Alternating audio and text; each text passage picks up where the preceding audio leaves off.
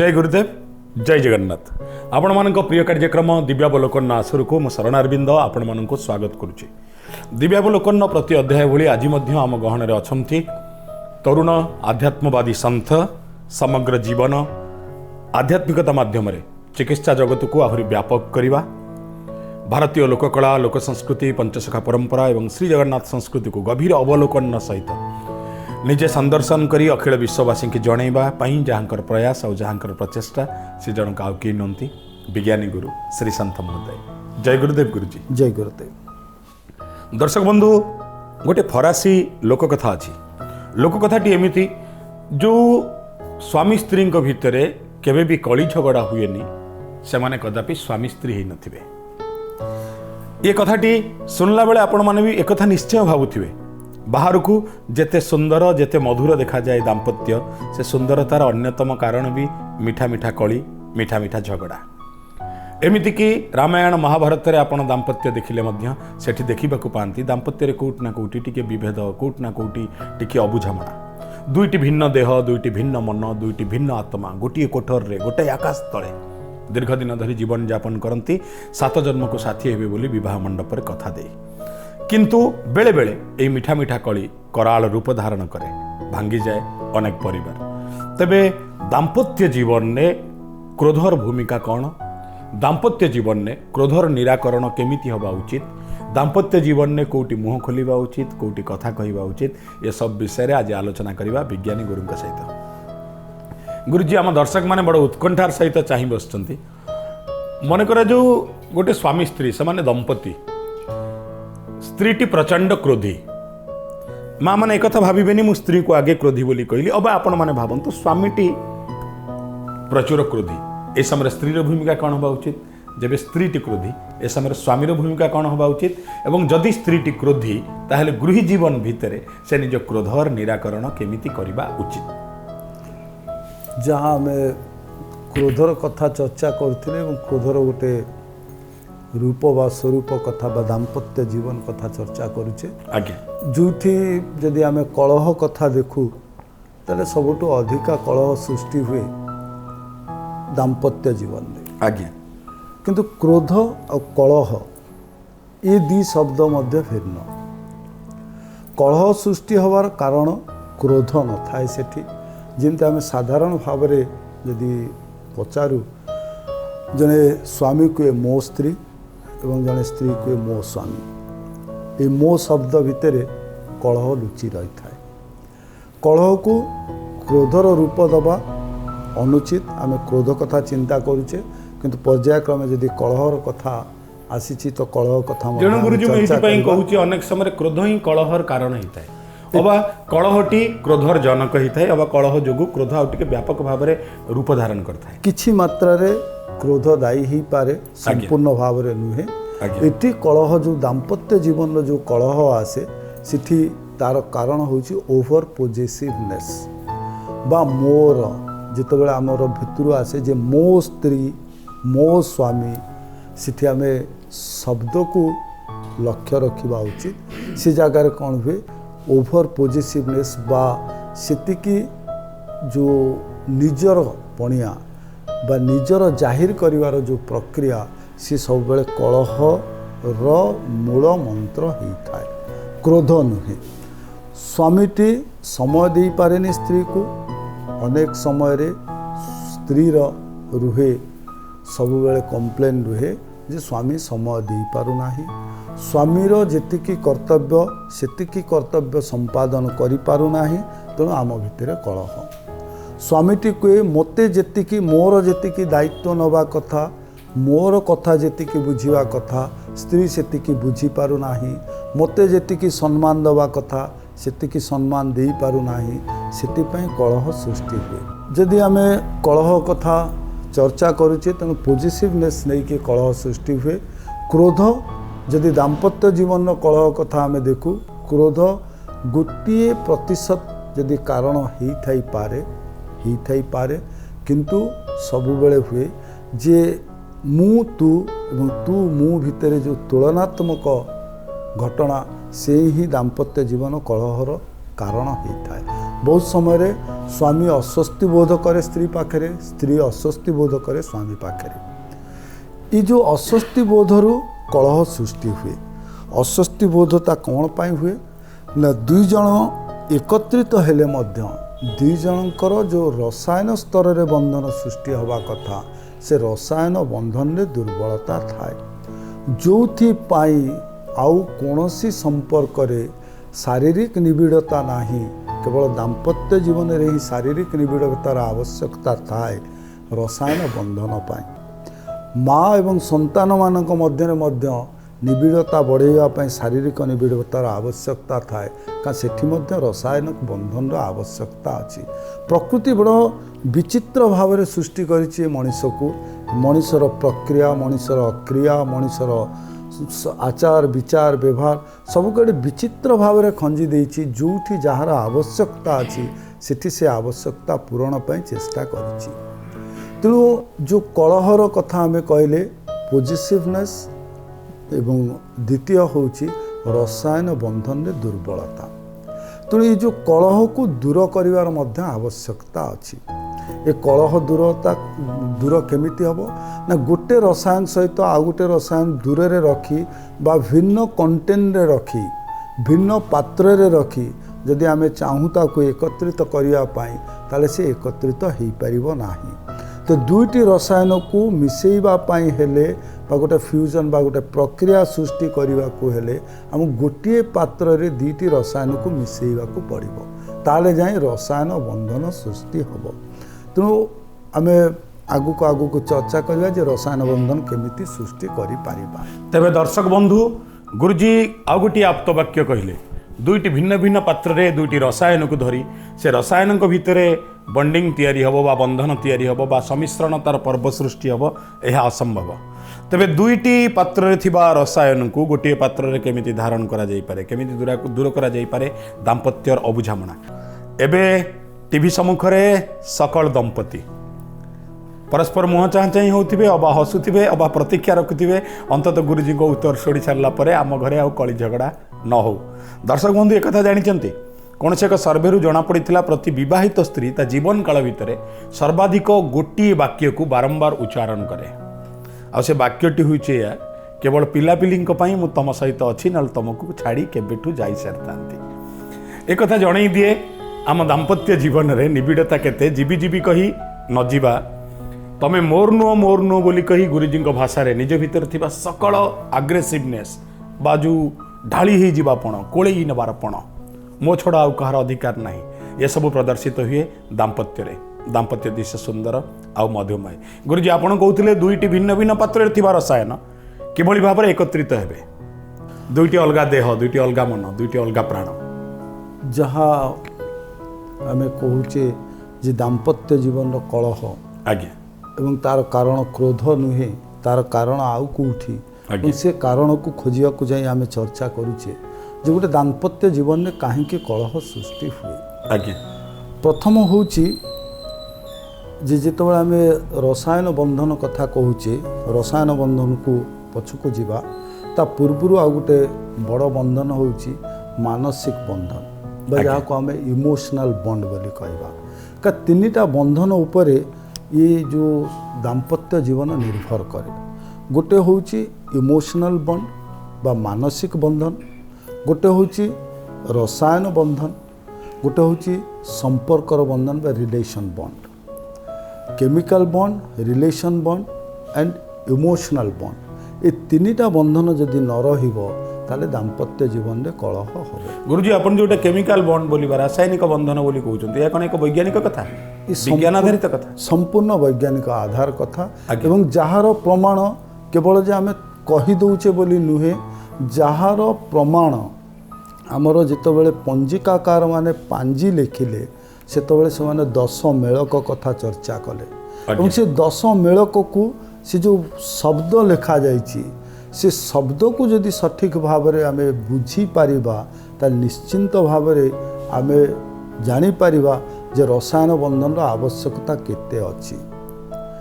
कि कौन कौन 10 मेलक देखा जाए आम खाली साधारण भाव में जानू जे लोकटा कह तार मेलक पकई 10 मेलक 8 मिसीगला 10 रु 10 मिसीगला राजजोटक होगला से मेलक कौन हुए तो 1% लोक भी जानी नथिबे से मेलक विषय एवं से मेलक कहीं पड़े से विषय लिखि नथिबे।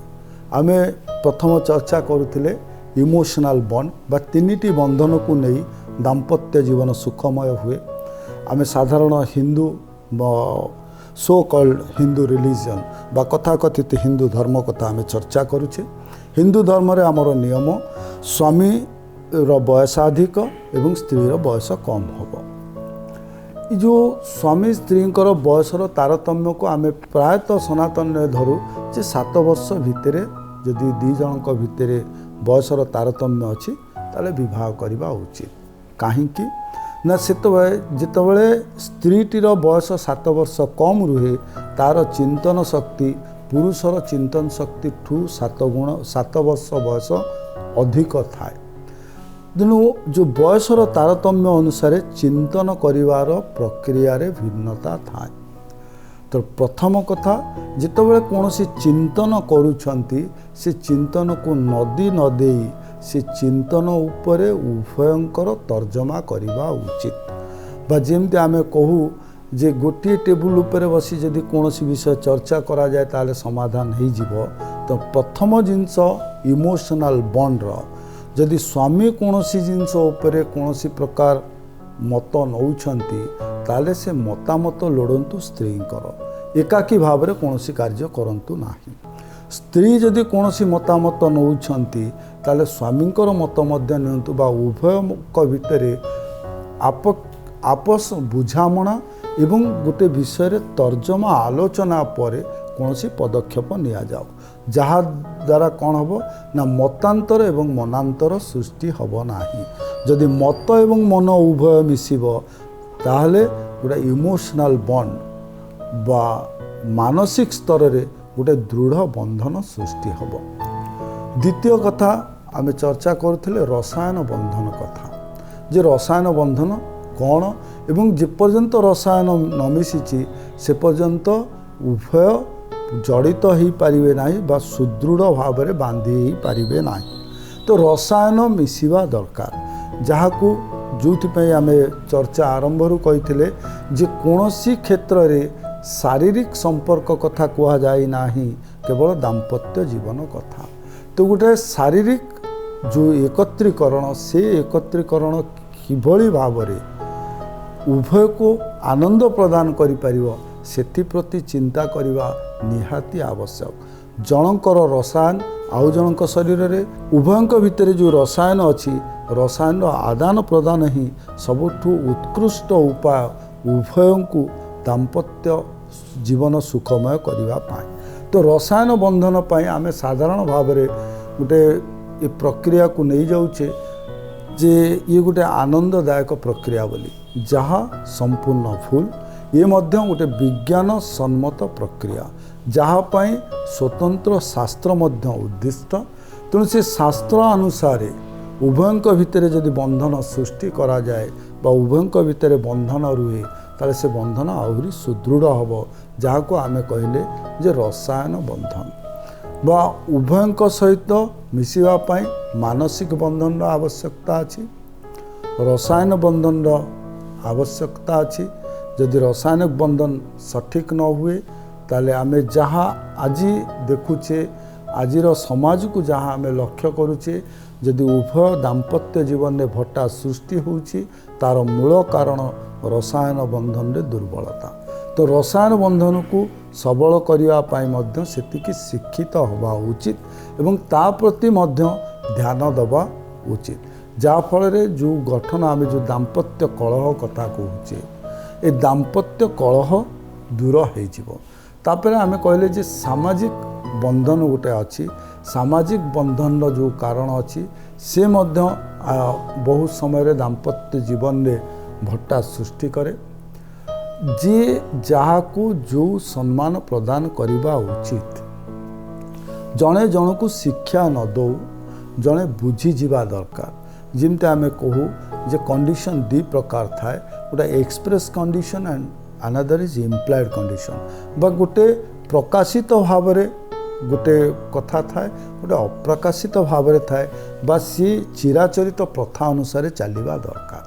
तो से जो इम्प्लाइड कंडीशन अच्छी दाम्पत्य जीवन रे जे उभय परिवार को सम्मान दवा सह सी जहाँ को सम्मान दौरान से सठिक सम्मान दबा एवं सेमानक प्रति जो कर्तव्य अच्छी से कर्तव्य को संपादित करवा यदि ये प्रकार हुए ताले जो दाम्पत्य जीवन कलह अच्छी से कलह देखादेव ना। तेणु कौन प्रकार जो आम भ्रांत धारणा नहीं जाऊे जे क्रोध दाम्पत्य जीवन रे जो फाट सृष्टि करिवार मुख्य कारण ता एक अमूलक कथा। तो क्रोधर एठी कौन प्रकार कार्य नाही, क्रोधर आवश्यकता मध्य नाही, केवल जो अच्छी जे मु मोर से भितरे आम से राक्षस द्वारा कबलित हो जाऊँ। Positiveness over positiveness is good but over positiveness is not at all good. तो ओवर पोजिटिवनेस रे कौन आसे संदेह आसे, ईर्षा आसे, जड़े जन को नीचा देखा प्रचेष्टा बा प्रतिद्वंदी ही जाती से कलह सृष्टि हुए। जदि प्रतिद्वंदिता न रहिबो ताले कलह हबो नाही। गुरुजी आम केमिकाल बंडेज पाखे थे जहाँ को आप रासायनिक बंधन बोली कहते मुझे भावुँ ये शब्दटी को आगे स्पष्ट भाव सब लोक बुझे दि जाऊ। मत लगुच कौट ना कौटी ये शब्द भितर आम बुझामणा आम उपस्थापन हुए तो कौटे कौटे गोटे अस्पष्टता अच्छी जहाँ साधारण लोक बुझा निहाती दरकार। अनेक समय रे सबु क्षेत्र रे प्राय आज्ञा गोटे लक्ष्मण रेखा थाए आज्ञा बा जहाँ को आम कहू से रेखा टपिबा अनुचित। आम चर्चा रसायन बंधन विषय रे एते गुड़िए कथा चर्चा करिचे दृष्टि नहेले मध्य अदृष्टि बहु गुड़िए उदाहरण देइचे पंजिका ठारू आरंभ करी शास्त्र पर्यंत।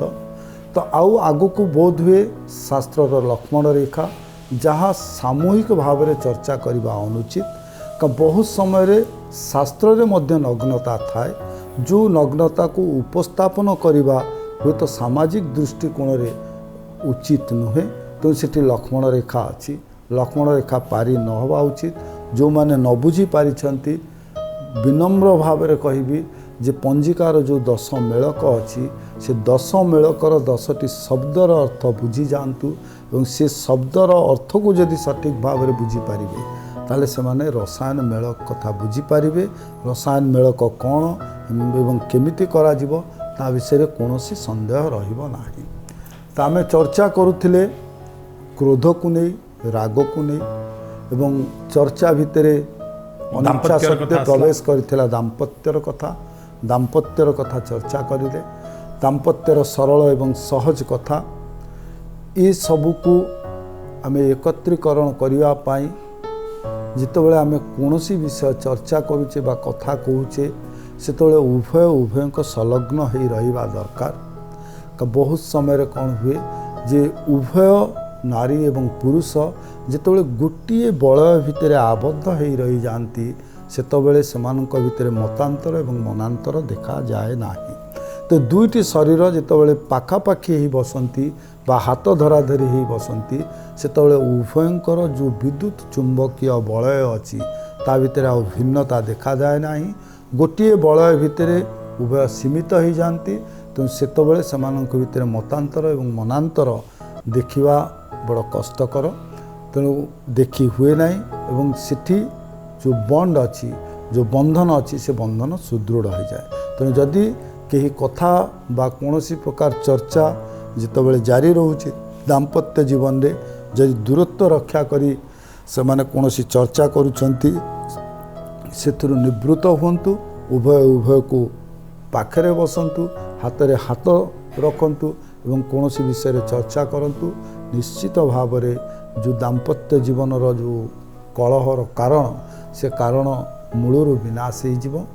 तो क्रोधर कथा भिन्न कथा आम चर्चा करुथिले। जने क्रोधी केमिति निजर क्रोध को बा राग को केमिति से निर्वापित करिवो जहाँ आम सरल रे कथा होतिले जे क्रोध होउची भस्मासुर। ଏବଂ ଭସ୍ମାସୁରର ଭସ୍ମ ହେବା କାହାଣୀ ଆମେ ସମସ୍ତେ ଜାଣିଛେ। ଭସ୍ମାସୁର ଭସ୍ମ ହେବାର ଯେଉଁ କାରଣ ସେ ନିଜ ମୁଣ୍ଡ ଉପରେ ଯେତେବେଳେ ସେ ହାତ ରଖିଛି ସେତେବେଳେ ସେ ଭସ୍ମ ହେଇଛି। ଠିକ୍ ରାଗ ହେଉଛି ସେମିତି ଗୋଟିଏ ପ୍ରକ୍ରିୟା। ରାଗ ଉପରେ ରାଗ ଯେତେବେଳେ ମୁଣ୍ଡରେ ହାତ ଥାପିବ ସେତେବେଳେ ରାଗ ଭସ୍ମ ହେବ। ତ ରାଗକୁ ରାଗ ଦ୍ୱାରା ହିଁ ଆମକୁ ବିନାଶ କରିବାକୁ ପଡ଼ିବ। ଗୋଟେ ରାଗ ଆମେ କ୍ରୋଧ କଥା କହୁଛେ, ଗୋଟେ ରାଗ ଆମେ ଗୋଟେ ପ୍ରକ୍ରିୟା କଥା କହୁଛେ ବା ଏମିତି ଅନୁଶୀଳନ ଯେମିତି ଆମେ ଗୀତ ଗାଇଲା ବେଳେ ଆମେ ଲେଖୁଛେ ଅମକ ରାଗ, ସେ ରାଗର ଗୋଟେ ନିର୍ଦ୍ଦିଷ୍ଟ ପନ୍ଥା ଅଛି। ସେମିତି କିଛି ନିର୍ଦ୍ଦିଷ୍ଟ ପନ୍ଥାକୁ ଆମେ ଯଦି ଅବଲମ୍ବନ କରୁ ତାହେଲେ ଆମ ଭିତରେ ଥିବା ରାଗକୁ ବା ଭସ୍ମାସୁର ରୂପକୁ ଭସ୍ମ କରିବା ପାଇଁ ଆମେମାନେ ସକ୍ଷମ ହେଇପାରିବୁ। ଅତଏବ ଆମ ଭିତର କ୍ରୋଧ ହେଉଛି ଆମ ପାଇଁ ଭସ୍ମାସୁର। ଆମେ କ୍ରୋଧରୁ ନିଜକୁ ବିରତ ରଖିବା, ନିଜକୁ ଦୂରେଇ ରଖିବା ଏବଂ ଆମ ଘରକୁ, ଆମ ପରିବାରକୁ, ଆମ ଜୀବନକୁ, ଆମ ବୃତ୍ତିକୁ, ଆମ ସମ୍ପର୍କକୁ ସୁନାଠାରୁ ଆହୁରି ଚକଚକ୍ କରିବା, ଆହୁରି ସୁନ୍ଦର କରିବା। ଅମୃତମୟ ହେଉ ସବୁ ପରିବାର, ଅମୃତମୟ ହେଉ ସବୁ ଦାମ୍ପତ୍ୟର ଚିତ୍ର, ଏହି ପ୍ରାର୍ଥନା କରିବୁ ମହାପ୍ରଭୁ ଶ୍ରୀ ଜଗନ୍ନାଥଙ୍କୁ। ତେବେ ଧନ୍ୟବାଦ ଗୁରୁଜୀ, ଆପଣ ଦୀର୍ଘ ସମୟ ଆମ ସହିତ ରହି କ୍ରୋଧକୁ ନେଇ ବା ଦାମ୍ପତ୍ୟ ଜୀବନର କଳିକୁ ନେଇ ଏ ଚମତ୍କାର ଚର୍ଚ୍ଚା କରିଛନ୍ତି। ଏବେ ଆପଣଙ୍କୁ ବିଦାୟ ଦେଉଛୁ ଆଜିର କାର୍ଯ୍ୟକ୍ରମରୁ। ଜୟ ଗୁରୁଦେବ। ଜୟ ଗୁରୁଦେବ। ଦର୍ଶକ ବନ୍ଧୁ, ଗୁରୁଜୀଙ୍କୁ ବିଦାୟ ଦେବା ବେଳକୁ ସମୟ ବି ଆସି ପାଖରେ ପହଞ୍ଚିଲାଣି, ଆଉ ଜଣେଇ ଦେଲାଣି ଏବେ କାର୍ଯ୍ୟକ୍ରମରୁ ବିଦାୟ ନେବାର ଲଗ୍ନ। ବିଦାୟ ନେଉଛୁ ଆପଣଙ୍କ ପ୍ରିୟ କାର୍ଯ୍ୟକ୍ରମ ଦିବ୍ୟାବଲୋକନରୁ। ପୁଣି ଆପଣମାନଙ୍କ ସହିତ ଦେଖା ହେବ ଦିବ୍ୟାବଲୋକନ ଆଉ ଗୋଟେ ସୁନ୍ଦର ଆଉ ମଧୁର ଅଧ୍ୟାୟରେ। ସେ ଯାଏଁ ଜୟ ଗୁରୁଦେବ, ଜୟ ଜଗନ୍ନାଥ।